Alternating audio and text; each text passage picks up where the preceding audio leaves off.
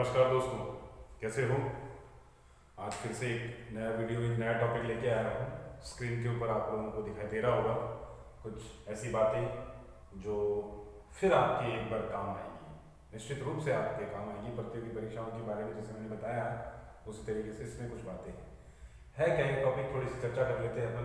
देखिए, cabinet mission के बारे में बात लिखी हुई है और यहाँ संविधान सभा के बारे में बात लिखी हुई है। संविधान सभा क्या, संविधान सभा के बारे में मैं कभी फिर से एक अलग वीडियो बनाऊंगा जिसके अंदर संविधान सभा की मांग हमने सबसे पहले कब उठाई और किन चरणों के अंदर उसकी बात पूरी की गई।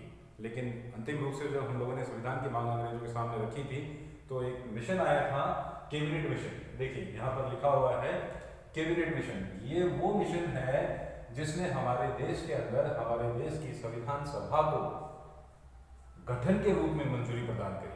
मतलब संविधान सभा का गठन जो किया वो कैबिनेट मिशन के द्वारा किया गया। कंपटीशन के अंदर पूछ लिया जाता है कि बताइए संविधान सभा का आधार किसने तैयार किया, कौन सा मिशन था। तो कैबिनेट मिशन जो है वो संविधान सभा का आधार तैयार करता है। मतलब इसके द्वारा संविधान सभा के गठन की मंजूरी मिलती है। ये कब आया हमारे इंडिया में? तो 24 मार्च 1946 को। 24 मार्च याद रखिएगा, क्वेश्चन आता रहता है कि कितनी तारीख को आया, मार्च की जगह अप्रैल, मई, जून 1946, 47, 48 कुछ भी दे सकता है। तो कैबिनेट मिशन जो है वो भारत में 24 मार्च 1946 को आया। अब साहब जब कैबिनेट मिशन भारत में आया तो ये एक अंग्रेजों का प्रतिनिधिमंडल था। इसके साथ 3 सदस्य आए थे। कितने सदस्य आए थे इसके साथ? 3 सदस्य आए थे। बहुत बार उनका नाम पूछ लिया जाता है कि कैबिनेट मिशन के कौन कौन से सदस्य थे। तो 3 सदस्य थे इसके। नंबर 1 पैट्रिक लॉरेंस भी बोल दिया जाता है इसको, पैट्रिक लॉरेंस भी। तो पैट्रिक लॉरेंस जो है वो कैबिनेट मिशन के सदस्य के रूप में अध्यक्ष के तौर के ऊपर थे। दूसरे सदस्य जो हैं वो एबी अलेक्जेंडर, नाम पूछ लिया जाता है इनका। और तीसरे जो हैं वो स्ट्रैफोर्ड क्रिप्स थे। कौन से थे? स्ट्रैफोर्ड क्रिप्स। यहाँ ये जो क्रिप्स है आप ध्यान रखिएगा, 1942 के अंदर क्रिप्स प्रस्ताव भी आया था। ये वही स्ट्रैफोर्ड क्रिप्स है जो 1942 के अंदर हमारे संविधान सभा की मांग को स्वीकार करने के लिए आते हैं। लेकिन मुस्लिम लीग और कांग्रेस ने इसका विरोध किया और आपको पता होगा इसके बारे में। क्रिप्स प्रस्ताव के लिए कहा गया है कि पोस्ट डेटेड चेक है, दिवालिया बैंक की संज्ञा दी गई है ना, अतारांकित चेक वाला भुगतान बताया गया है इसे। तो काफी क्वेश्चन आ जाते हैं, इसके बारे में भी अपन फिर कभी चर्चा करेंगे। फिलहाल इसके बारे में बात करते हैं। तो कैबिनेट मिशन के 3 सदस्य थे, Patrick Lawrence, A B Alexander, Stafford Cripps. ये 3 सदस्य तो आए थे हमारे कैबिनेट मिशन के रूप में। कभी कभी पूछ लिया जाता है कि उस समय गवर्नर जनरल कौन थे, भारत के गवर्नर जनरल उस टाइम पर कौन थे। तो लॉर्ड वावेल जो है, लॉर्ड वावेल उस टाइम पर हमारे भारत के अंदर ब्रिटिश गवर्नर जनरल थे। तो कई बार इन्हें भी चौथे सदस्य के रूप में मान लिया जाता है कि भारत के चौथे सदस्य कौन थे। तो तात्कालिक गवर्नर जनरल जो थे वो लॉर्ड वावेल, उन्हें चौथे सदस्य के रूप में मान लिया जाता है। अब साहब कैबिनेट मिशन आया, कैबिनेट मिशन ने प्रस्ताव तैयार किया और उसके आधार पर हमारे भारत के लोगों को कहा कि हम आपकी संविधान सभा का गठन स्वीकार करते हैं, लेकिन किस प्रकार से संविधान सभा का निर्माण होगा इसके बारे में कैबिनेट मिशन ने भारतीय लोगों को, भारतीय नेताओं को सुझाव दिया। उन्होंने कहा कि संविधान सभा के चुनाव के लिए सबसे पहले तो 389 सदस्यों का निर्धारण किया गया। ये 389 सदस्य संख्या क्यों निर्धारित की गई, इसके पीछे भी एक कारण है। क्योंकि उस टाइम पर भारत की जनसंख्या लगभग 40 करोड़ थी। कितनी थी? 40 करोड़। और 40 करोड़ के ऊपर 10 लाख में से एक व्यक्ति का निर्वाचन निश्चित किया गया कि साहब 10 लाख लोगों के ऊपर एक व्यक्ति निर्वाचित होगा। तो इसके आधार के ऊपर लगभग 389 संख्या निर्धारित हो पाई। तो 389 सदस्य संविधान सभा के सदस्य रखे गए।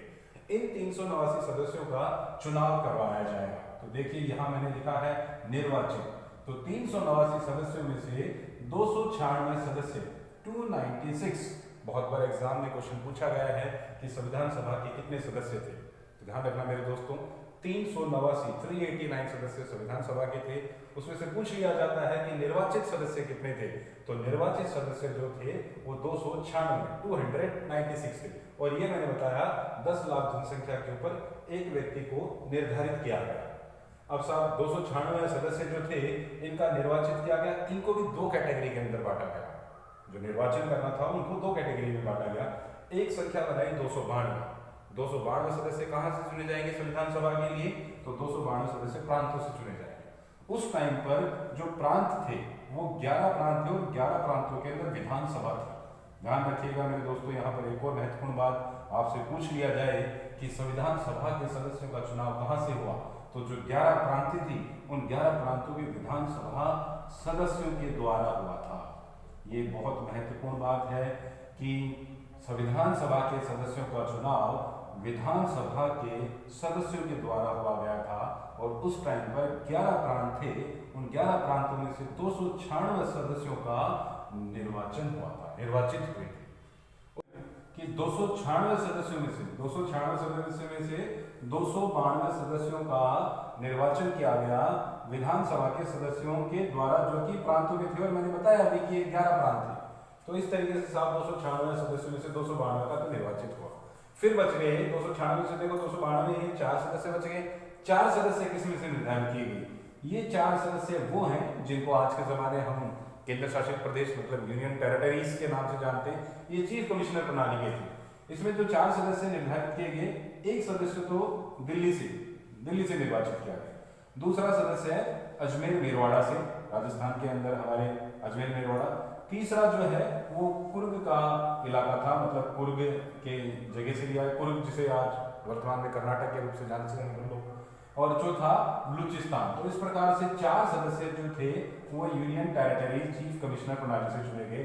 इस प्रकार से हम कह सकते हैं कि हमारे संविधान सभा का निर्वाचन 296 सदस्यों का निर्वाचित रूप से किया गया था। उसके बाद में देखिए 389 की पूरी संख्या नहीं रह पाई, 93 सदस्य और आए।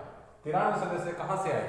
93 सदस्य उस टाइम पर जो देशी रियासतें थी, तो देशी रियासतों के जो प्रमुख थे उनको ये अधिकार दिया गया कि आप अपने प्रतिनिधि को संविधान सभा के रूप में मनोनीत सदस्य के तौर पर पेश कर सकते हैं। तो 93 सदस्यों को मनोनीत किया गया देशी रियासतों प्रमुखों के द्वारा। इस प्रकार से हम कह सकते हैं, ध्यान से सुनिएगा, एक क्वेश्चन बनता है कि इस प्रकार से हम ये बात कह सकते हैं कि संविधान सभा का चुनाव, संविधान सभा का गठन या संविधान सभा का निर्माण जो हुआ वो निर्वाचित और मनोनीत दोनों रूप से हुआ। कई बार क्वेश्चन आ जाता है संविधान सभा का चुनाव कैसे हुआ? नंबर 1 ऑप्शन निर्वाचित, नंबर 2 ऑप्शन मनोनीत, नंबर 3 ऑप्शन मनोनीत और निर्वाचित। तो हम कह सकते हैं संविधान सभा का निर्वाचन निर्वाचित और मनोनीत दोनों सदस्यों के द्वारा किया गया। ध्यान रखना मेरे दोस्तों, तब से ये व्यवस्था आज तक हमारे भारत के अंदर है।